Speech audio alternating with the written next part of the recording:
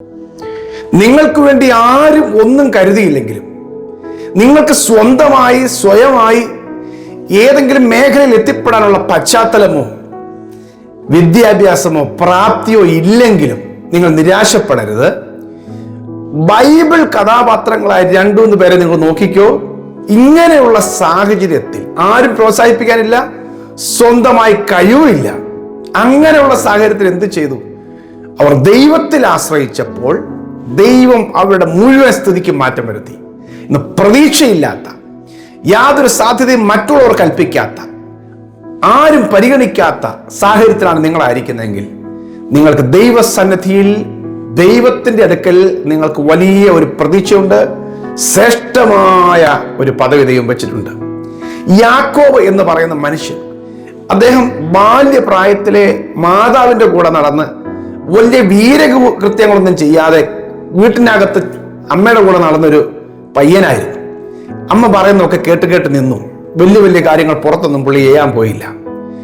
അപ്പൻ അവനെ അനുഗ്രഹിച്ചു. അപ്പൻ അനുഗ്രഹിക്കാനുള്ള കാര്യമൊക്കെ അവൻ ചെയ്തു വെച്ചു. ഒടുവിൽ വീട്ടിൽ നിന്ന് ഓടിപ്പോകേണ്ടി വന്ന മനുഷ്യൻ കുറെ വർഷങ്ങൾ ഒരു അടിമയെ പോലെ താമസിച്ച് ഭാര്യയും കുഞ്ഞുങ്ങളൊക്കെ ആയിട്ട് തിരിച്ചു വരുമ്പോൾ, പ്രവാസി മടങ്ങി വരുന്നത് പോലെ മടങ്ങി വന്ന് തിരിച്ചു വരുമ്പോഴാണ് അദ്ദേഹം പ്രാർത്ഥിക്കുന്നത്, ദൈവം എന്നെ നിശ്ചയമായി അനുഗ്രഹിക്കണം. ഈ അനുഗ്രഹങ്ങളല്ല ശരിക്കും ആഗ്രഹിച്ചതും. എനിക്ക് നേരത്തെ പ്രത്യക്ഷനായ ദൈവം എന്നോട് സംസാരിച്ചതനുസരിച്ച് ഇങ്ങനെയല്ല. ചുരുക്കത്തിൽ അവന്റെ ആ പ്രാർത്ഥന, ഉഷസാകുവോളം മല്ല് പിടിച്ചുള്ള പ്രാർത്ഥനയിൽ ദൈവം അവന്റെ പേരങ്ങ് മാറ്റി. പേര് മാറ്റിയതോടുകൂടി അവന്റെ സ്ഥിതി മുഴുവൻ മാറി. ഹല്ലേലൂയ. ഇന്ന് ഇസ്രായേൽ എന്ന് പറയുന്ന ഒരു രാജ്യം ലോകത്തിൽ പ്രശസ്തമായി നിൽക്കുന്നത് യാക്കോബിന്റെ പേര് മാറ്റിയ പേരാണത്.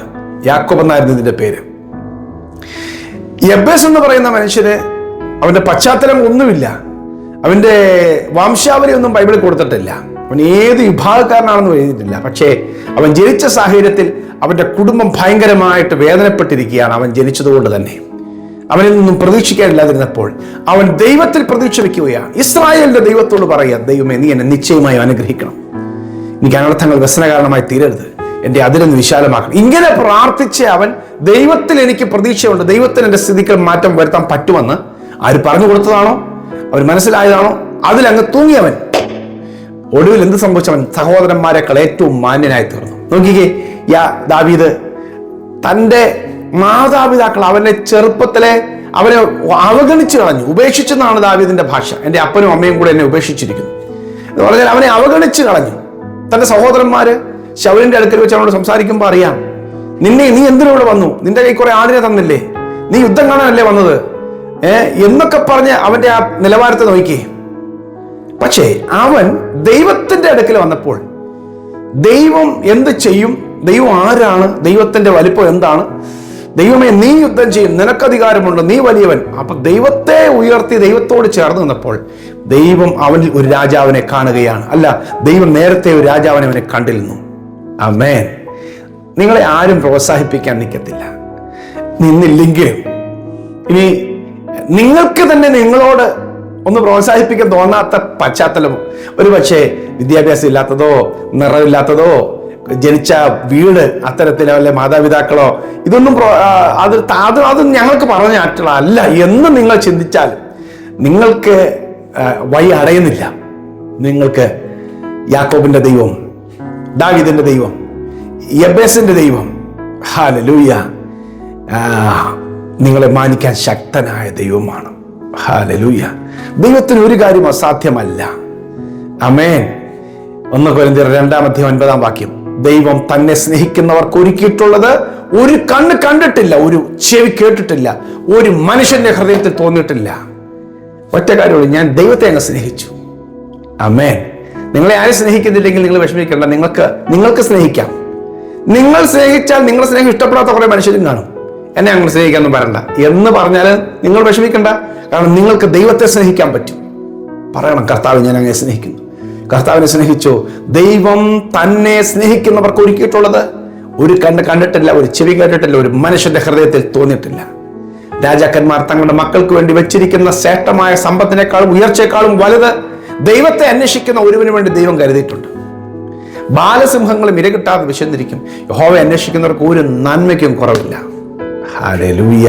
രാജാക്കന്മാരുടെ മക്കൾ രാജസ്ഥാനത്തേക്ക് പോലും എത്തപ്പെടാൻ കഴിയാതെ അന്യ രാജാക്കന്മാരെ വന്ന് പിടിച്ചുകൊണ്ട് പോയി ഇവരെ അടിമകളാക്കിയിട്ടുള്ള ചരിത്രമാണ് ലോക ചരിത്രം. പക്ഷെ ഒരു ദൈവത്തിന്റെ പൈതല് അവനെ ദൈവം മാനിച്ചാൽ ആർക്കും അവനെ കീഴ്പ്പെടുത്താൻ പറ്റുകയില്ല. അവന്റെ തലമുറ ദൈവം മാനിക്കും. ഹല്ലേലൂയ.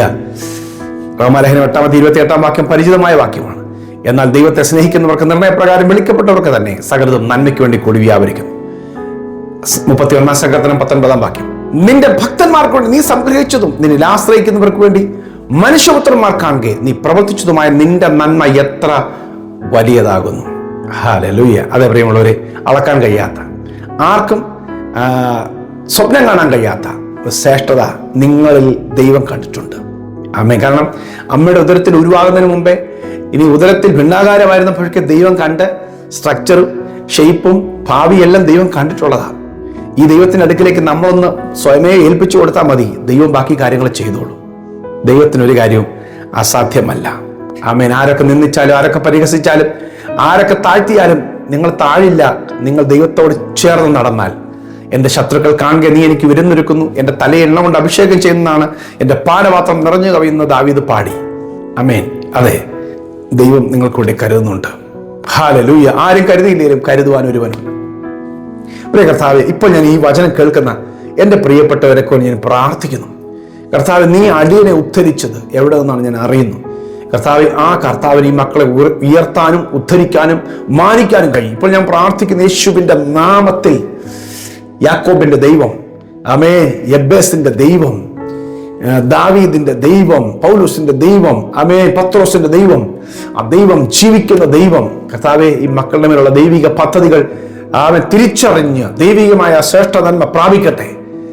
അവൻ തള്ളിക്കളഞ്ഞവരുടെ നടുവിൽ, ഉപേക്ഷിച്ച് കളഞ്ഞവരുടെ നടുവിൽ, പുരോഹിതന്മാർ ഉപേക്ഷിച്ച് കളഞ്ഞ കല്ലായ, മറന്നു കളഞ്ഞ കല്ലായ യേശുവിനെ ദൈവം മാനിച്ചതുപോലെ, ആമേൻ, തള്ളിക്കളഞ്ഞ കല്ല് മൂലക്കല്ലായി തീർന്നതുപോലെ ഈ മക്കളുടെ ജീവിതത്തെ ദൈവം ദേശം കാണുക, സമൂഹം കാണുക, ചർച്ചക്കാരും മറ്റുള്ളവരും കാണുക മാനിക്കാൻ പോകുന്നതിനായി സ്തോത്രം. ദൈവം വലിയ കാര്യങ്ങളെ ചെയ്യും. ഞാൻ അനുഗ്രഹിച്ച് പ്രാർത്ഥിക്കുന്നു യേശുവിൻ നാമത്തിൽ തന്നെ. ആമേൻ, ആമേൻ, ആമേൻ, ആമേൻ. ദൈവം നിങ്ങൾക്ക് ശ്രേഷ്ഠമായത് കരുതുന്നുണ്ട്. കർത്താവ് തന്നെ ആശ്രയിക്കുക. കർത്താവ് ഒരിക്കലും കൈവിടുകയില്ല. ഈ സന്ദേശം കുറെ പേർക്ക് ഷെയർ ചെയ്യണം. God bless you. Have A lovely day.